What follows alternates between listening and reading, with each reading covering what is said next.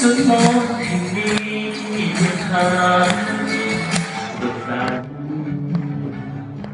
สมแล้ววิไลคงใจสุดตาหาพันน้องผิดสักน้องยาวดีอยู่ในภาษากิโลนั้นเป็นหนึ่งสถานอยู่ในนครหนทางที่งามผู้คนเที่ยวท้อง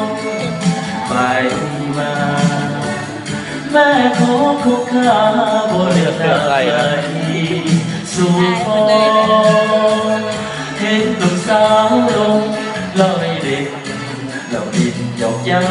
หน้าอ่อนซอนต้องบินกับคอนเมื่อยามคอยคำคือความแท้แสงเดือนแสงดาวส่องฟ้าสุดอุลาหน้าผาพาใจสิ้นซ้ำเกิดคอนคือสิ่งการเขาโอ้ยสิ่งคุยส่งเดินเขานำสุดเรือลำสุดมอดแห่งนี้ใครเคยได้มากีตาร์บันเทิงเมื่อหวนขึ้นมาบ่เลือนลากลาคืนนี้แม้เกิดซาใจขอจงเกิดในทิศทางบ้านแห่งนี้กันสุดที่จะบอกขออีกวันหนึ่ง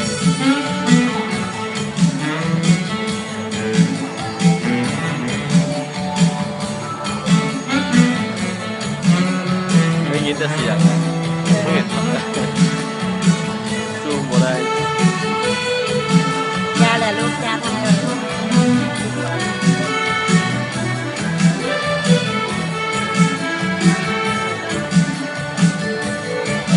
คือความเพลงแสงเดือนแสงดาวส่องฟ้า